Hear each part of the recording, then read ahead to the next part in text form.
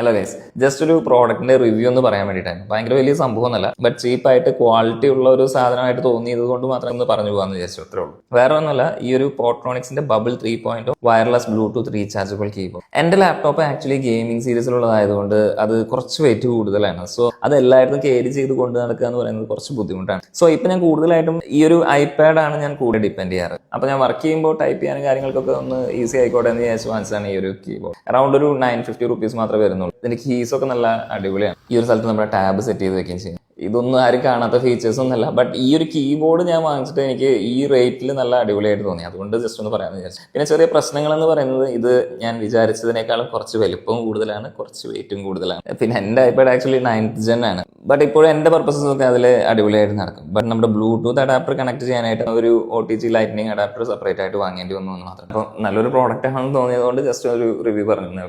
അപ്പോൾ അത്രേ ഉള്ളൂ. Okay, by.